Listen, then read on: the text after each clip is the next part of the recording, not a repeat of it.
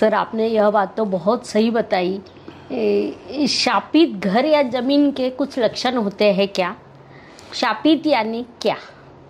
उसके बाद में दैव है, मानुष्य है और लास्ट ऑर्बिट जो है वो पिशाच है। हर गांव में आपको 10 से 15 वास्तु के पूरा ब्यौरा दिखाई देगा कि वास्तु दूषित, वास्तु शापित दिखाई देती है। चतुर्थ स्थान जो है वो हृदय और लंग्स से जुड़ा हुआ है आपके ज्योतिष शास्त्र के अनुसार। सर शापित वास्तु और वास्तु दोष, इन दोनों में क्या अंतर है? कई हॉरर कहानियाँ, मूवीज में कुछ हमें किस्से दिखाए जाते हैं, क्या वह सही होते हैं? उसमें जब व्यक्ति जकड़ जाती है तब जाके इस प्रकार के प्रसंग दिखाई देते हैं।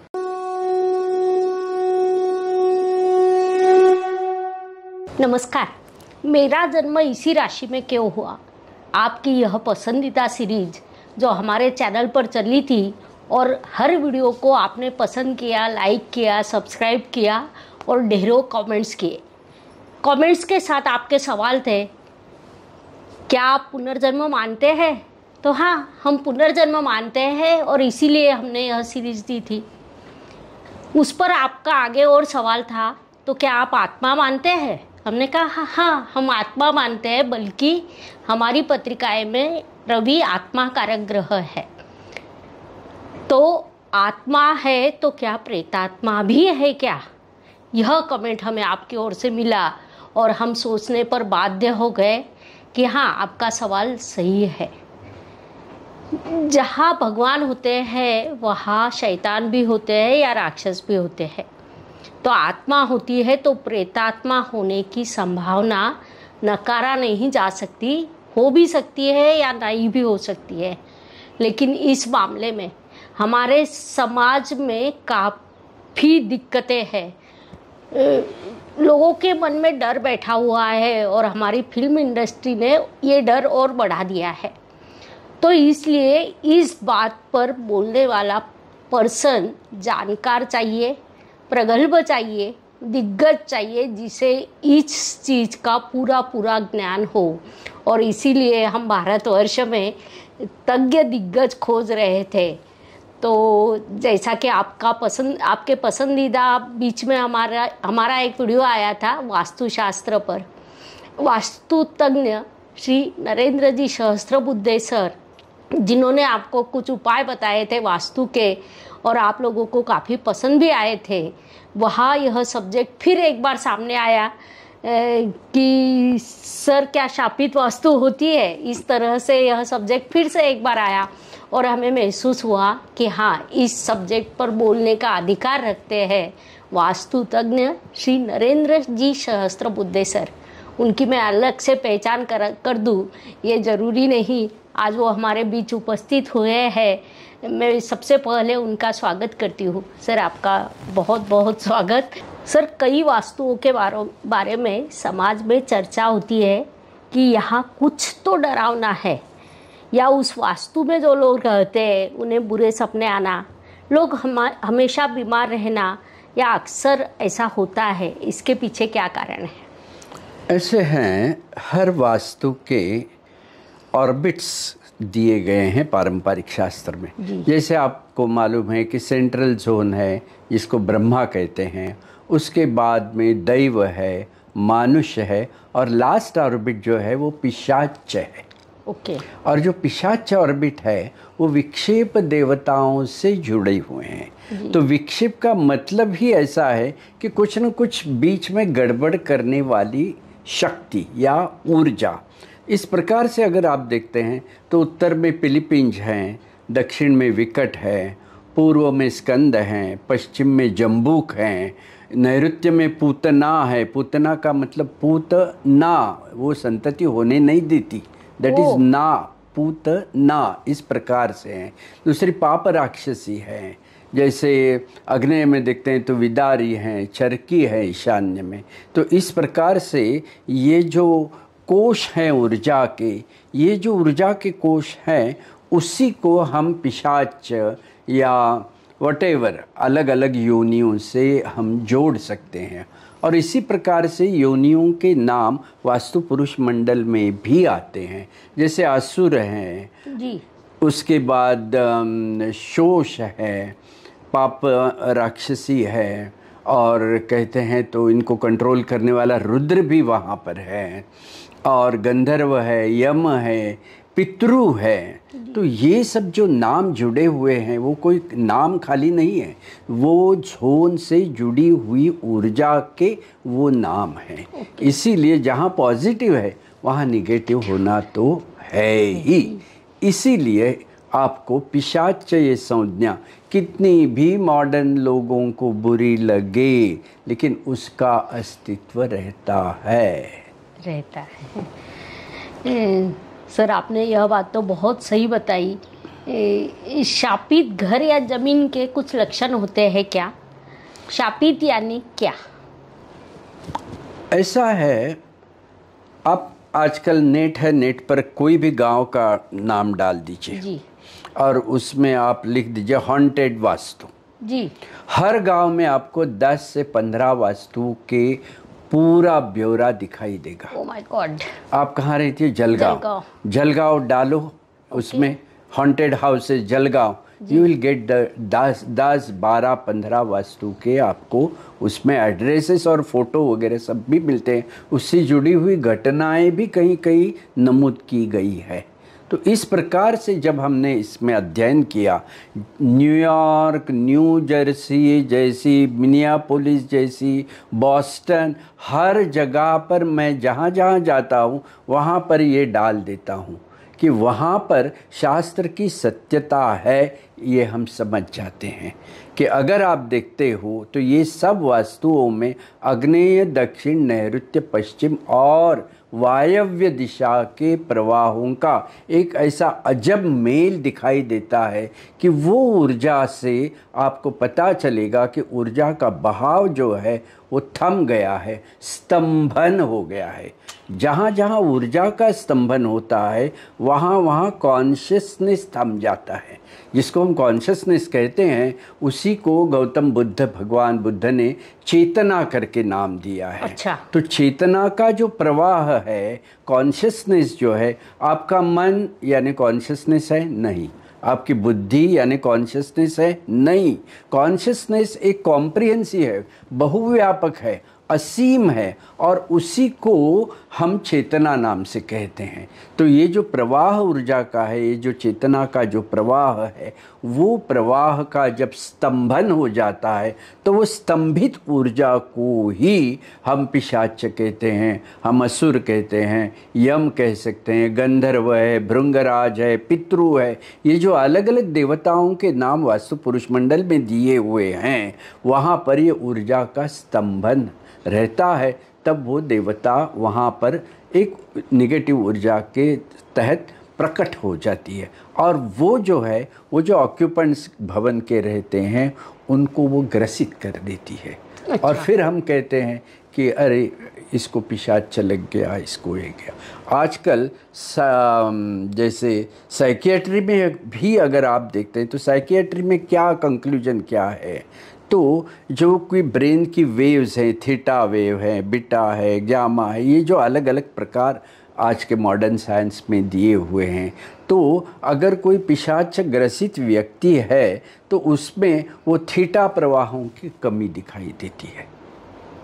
इसका मतलब उसका मस्तिष्क, उसका मन, ये दोनों का एक साथ जुड़ना होता नहीं। इसका मतलब किसी भवन में अगर आप देखते हो तो सोम देवता जो है, जो मन है, भल्लाट जो है, जो चंद्रमा है, वहाँ पर कुछ न कुछ बंधन दिखाई देता है। और ख़ास तौर पर असुर और यम, ये जो देवताएं दक्षिण और पश्चिम से जुड़ी हुए हैं, वो हाइपर एक्साइटेशन या वो एक्टिव है ऐसे दिखाई देता है। तो ये ऑब्जर्वेशंस हैं हमारे प्रैक्टिकल। हमने ये सब्जेक्ट का अध्ययन जो किया है वो नास्तिकी तरीके से किया हुआ है। अच्छा। एक्सेप्ट करके किया नहीं है। आज तक हमने यह देखो, हमारे स्टूडेंट्स भी यहाँ पर बैठे हुए हैं, ये भी हमारे साथ आए हुए हैं। ऐसे हर गांव के 10 से 15 वास्तुएं जो हैं जहाँ पर हॉन्टेड हाउस करके सिक्का लगाया गया है, उनका हमने अध्ययन करने के बाद एक्टिवेशन ऑफ दीज डेटीज और उसका प्रभाव वो भवन पर, उस भवन में रहने वाले निवासी लोगों पर किस प्रकार दिखाई देता है, इसका एक अध्ययन किया हुआ है। उसके बाद हम कह रहे हैं, शुरुआत तो हमने नास्तिकी से की है कि ये झूठ है, और अध्ययन करने के बाद ये झूठ नहीं सच साबित हो गया, इसलिए हम कहते हैं कि वास्तु दूषित, वास्तु शापित दिखाई देती है। एक बात आपको बता देते हैं केस स्टडीज़ के बारे में, आपके लिए भी बहुत अच्छा है वो। किसी भी जन्म पत्री में आपको चतुर्थ स्थान में अगर शनि या राहु दिखाई देता है तो उस भवन में उत्तर दिशा में आपको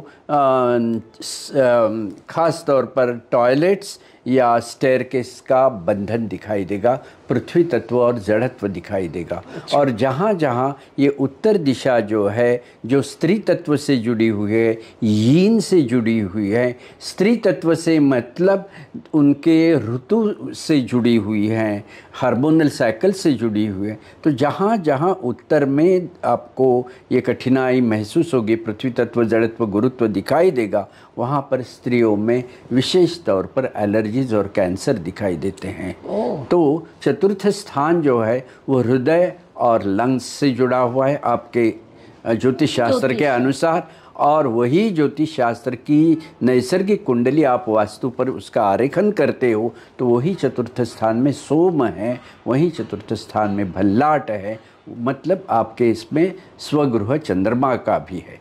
अच्छा। तो ऑल ये जो प्रॉब्लम्स हैं बाधित के या पिशाच ग्रस्ती के, ये सब प्रॉब्लम्स कहाँ से शुरू होते हैं? मन से शुरू हो जाते हैं। अच्छा। और ये जो मन है वो वायव्य और उत्तर दिशा में प्रस्थापित है, इसीलिए जिस भवन में वायव्य और उत्तर दिशाओं में विशेष तौर पर दोष दिखाई देते हैं, वहाँ पर एक torque of fire and wind बोलते हैं कि वायु और अग्नि का एक द्वंद्व जब निर्माण हो जाता है तो उस द्वंद्व में वो चक्की पीसी जाती है मन की, और व्यक्ति का आहार विहार इसमें एक विचित्रता दिखाई देती, उसी को हम कहते हैं कि पिशाच ग्रस्ती है। कांटे आ गए ओके, ऐसी वास्तु है आपने खुद देखी है? बहुत देखी है, बहुत देखी है।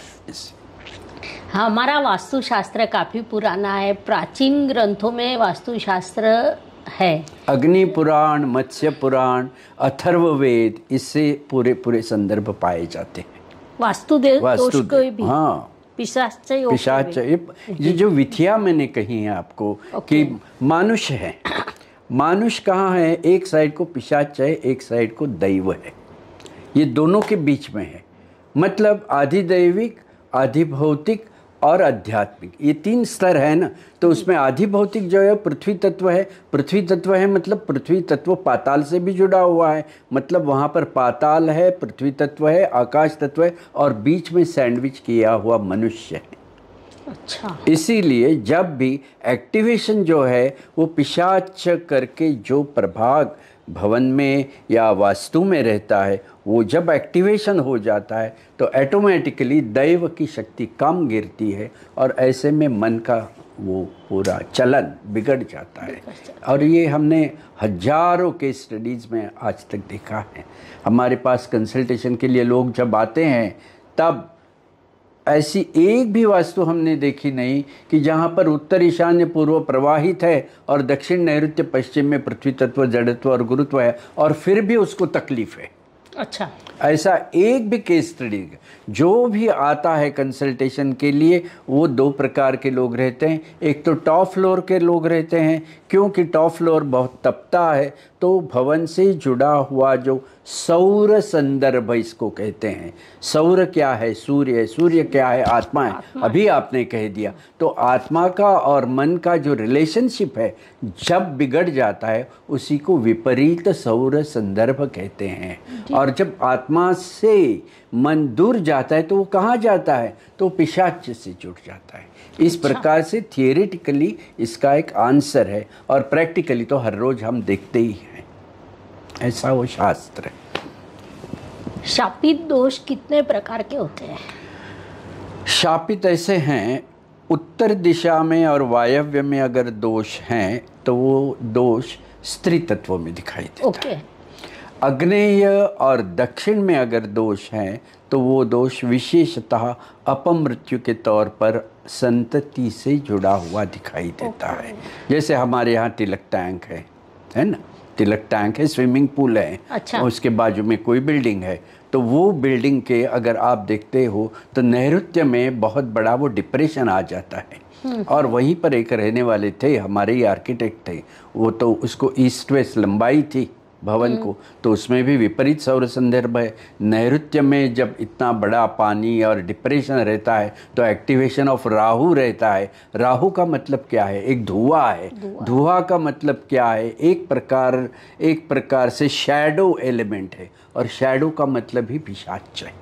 ओके। जहाँ प्रकाश नहीं वहाँ पर ऊर्जा का स्तंभन है, और वही स्तंभन पिशाच चक्र के सामने खड़ा रह जाता है।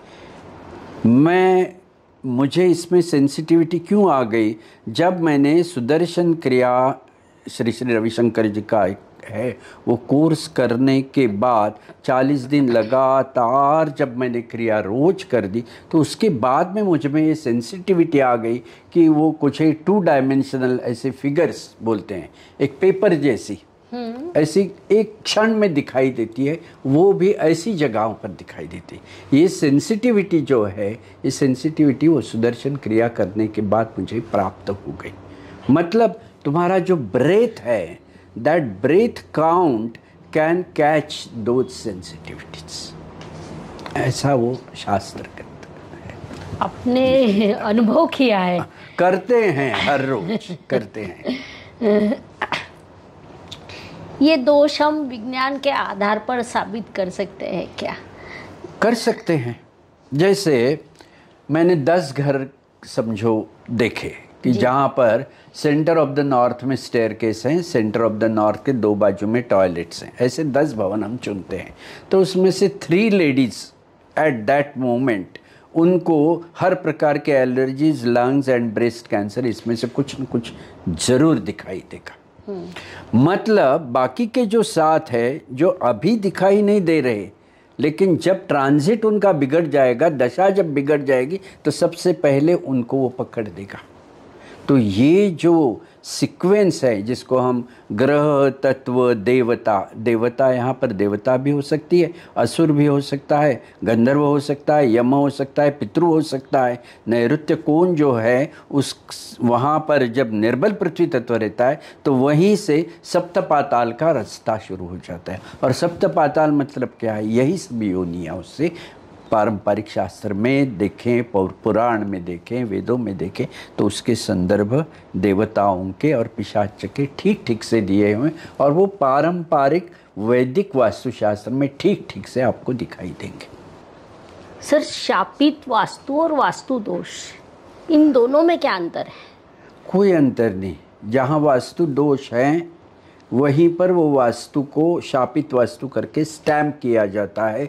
जैसे ही काल चलता रहता है, समय के साथ साथ दोषों की गति, निगेटिव ऊर्जा की गति बढ़ती जाती है, और जैसे वो बढ़ती जाती है वैसे वैसे ऊर्जा का मंडलाकार फेर टूटता जाता है। उसी को फेंग शुई में शारची या पॉइजन एरोज करके कहते हैं जी। मतलब कोई भी भवन है बहुत दूषित है, और समझो आज उसके पिताजी रहते हैं, उसी भवन में कल जाके बेटा रहना शुरू कर देगा, तो 30-40 साल में वो एनर्जी फील्ड, नेगेटिव ऊर्जा का जो है वो अधिक अधिक स्तंभित होता जाता है।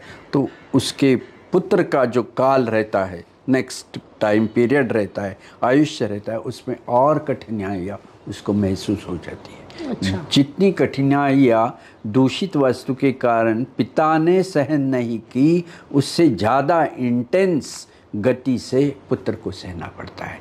फील्ड है, फील्ड ऑफ एनर्जी जिसको बोलते हैं, इस प्रकार से वो कार्यान्वित हो जाता है। कई हॉरर कहानियाँ, मूवीज में कुछ हमें किस्से दिखाए जाते हैं, क्या वह सही होते हैं या नहीं होते? मूवीज का मुझे मालूम नहीं ज़्यादा। मूवीज में कैसे रहता है, उनको वो जरा ज़्यादा भड़क तरीके से गॉडी ऐसे जोर में दिखा देते हैं, इंटेंसिटी बढ़ा देते हैं। ऐसे रहता नहीं।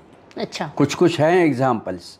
जैसे सोलापुर के पास में हमारे एक प्रोफेसर लेडी है, हाईली क्वालिफाइड फैमिली है कि वो लेडी है, प्रोफेसर हैं, उनके मियाँ जो हैं, हस्बैंड जो हैं, वो भी साइंटिस्ट वगैरह इस प्रकार से हैं, बेटा है इंग्लैंड में अभी जॉब कर रहा है, ऐसे लोग हैं।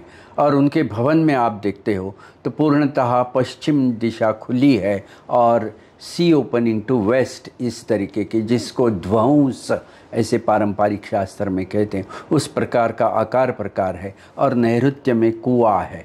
मतलब आपके ज्योतिषीय तरीके से देखते हैं तो पश्चिम बिगड़ जाती है, मतलब 3, 7, 11 राशियां बिगड़ जाती है। मतलब उसमें जुड़ा हुआ राहु का नक्षत्र जब एक्टिवेट हो जाता है और नैऋत्य में भी भूमि के स्तर पर राहु की सत्ता मानी गई है वास्तुशास्त्र में और ज्योतिष में भी, तो वहाँ पर जब कुआं रहता है तो वहाँ से भी एक्टिवेशन जो राहु का है, तो राहु की गड़द छाया, darkness, void of the Rahu जिसको बोलते हैं, उसमें जब व्यक्ति जकड़ जाती है तब जाके इस प्रकार के प्रसंग दिखाई देते हैं।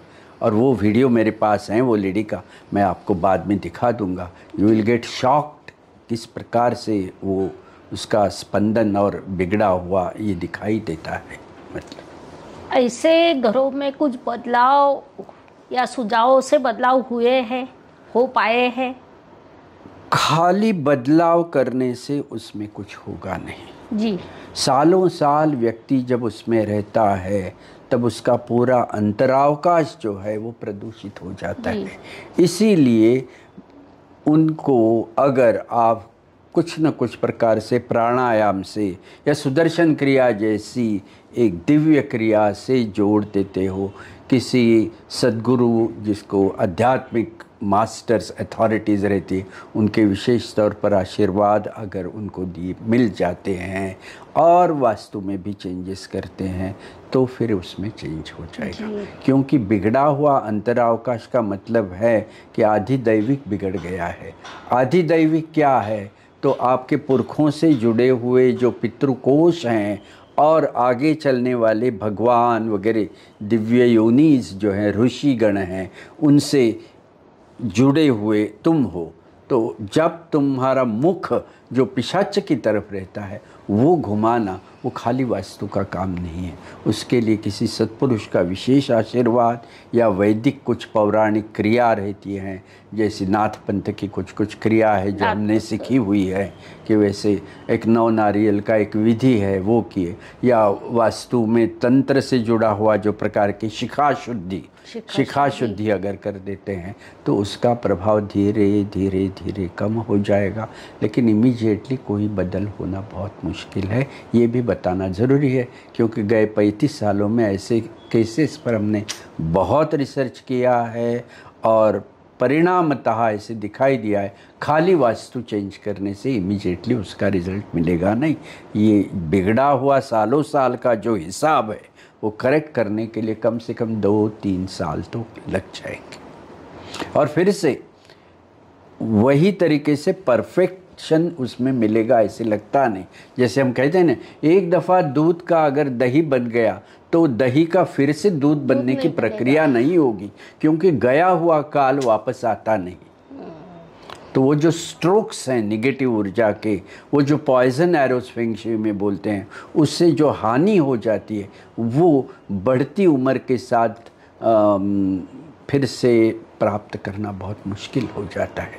इसीलिए विजडम जिसको बोलते हैं, सयानापन इसमें है कि 18 महर्षियों ने जिस प्रकार के वास्तु के निर्माण के बारे में, उपाय शास्त्र के बारे में जो बताया हुआ है वो करना, उपपीठ रचना के तौर पर जो पारंपरिक शास्त्र में उपाय दिए वो पहले ही करना चाहिए। उसमें मलम पट्टी से अच्छा है कि समस्या ना निर्माण हो, दूध ही रहे पहले।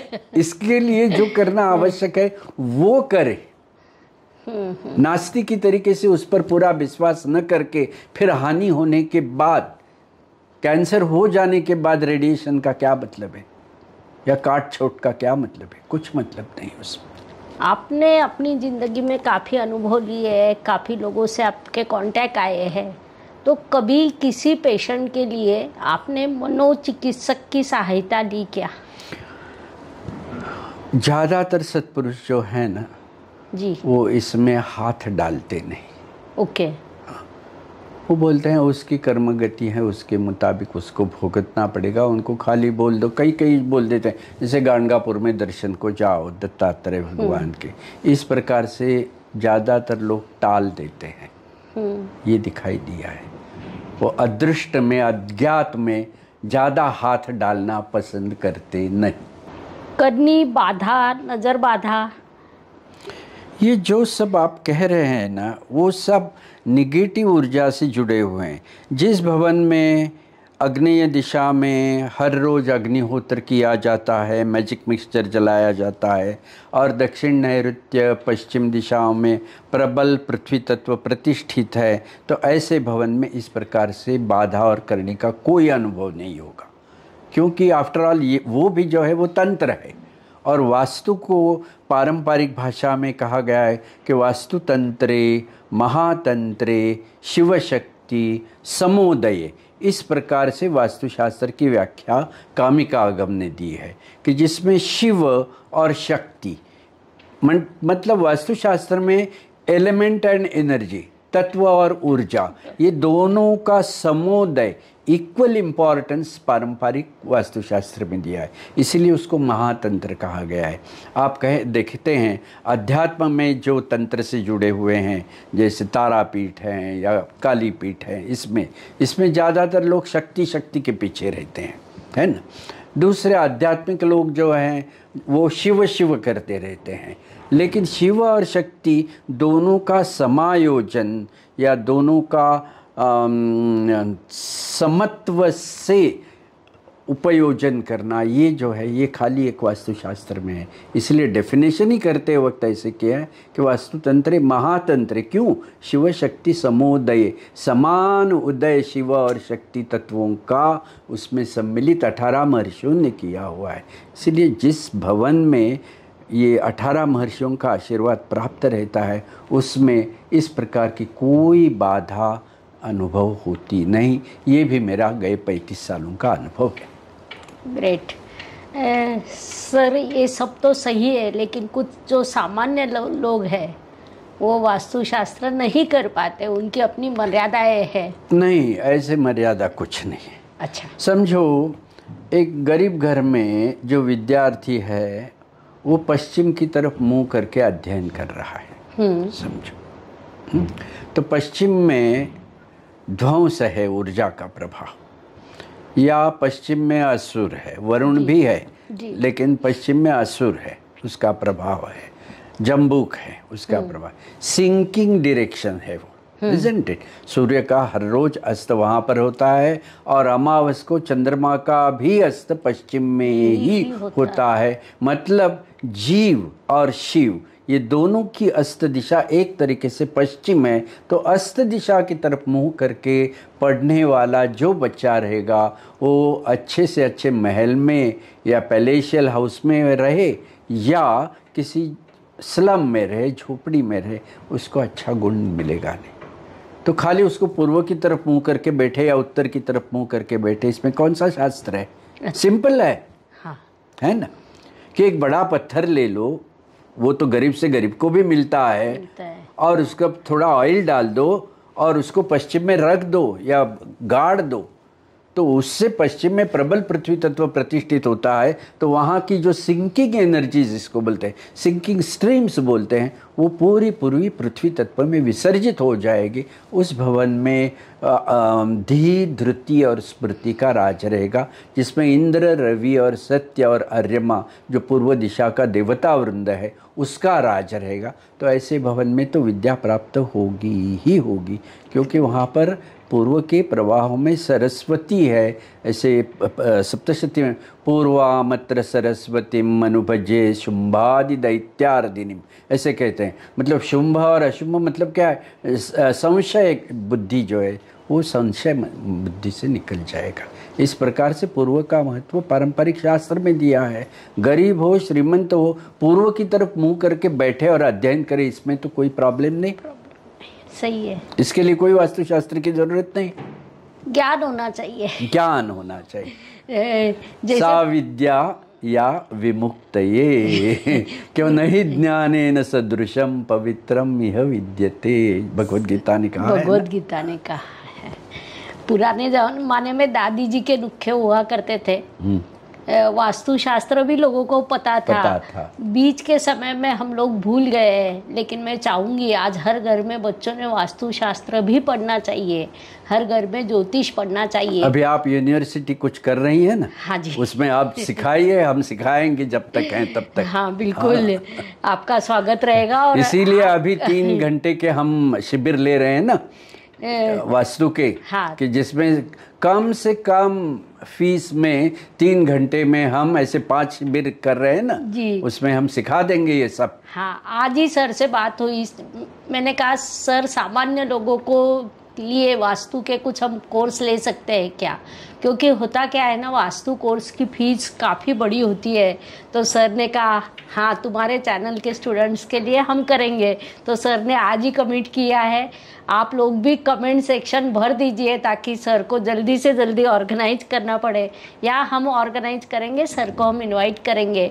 और आपको जो भी उनसे कांटेक्ट करना है तो कमेंट सेक्शन में मैं आपको उनके असिस्टेंट का मोबाइल नंबर दे दूंगी, उनकी वेबसाइट का एड्रेस दे दूंगी, उनका हैंडल दे दूंगी, तो आप उधर कांटेक्ट करें। सर आप कुछ बोलना चाहते हैं? बस काफी। अभी मिलेंगे वर्कशॉप में, मिलेंगे सबके हाँ, साथ। वर्कशॉप में जरूर मिलेंगे। और हो सके तो एक वर्कशॉप हम ऑफलाइन लेंगे ताकि 1000 स्टूडेंट को हम सिखाएंगे एट ए टाइम। क्या बात है, चलो 1000 स्टूडेंट की एक ऑफलाइन वर्कशॉप हम डिक्लेयर करते हैं। जी सर, धन्यवाद। शुभम भवतु। जय ज्योतिष। जय गुरुदेव। ज्योतिष का अध्ययन तथा शास्त्र की शास्त्रीय तरीके से पढ़ाई करने के लिए मेरी 2 किताबें प्रकाशित हो चुकी है, उनका अवश्य लाभ लीजिए। Please like, share and subscribe the channel, और हाँ, बेल आइकॉन दबाना ना भूलें। धन्यवाद।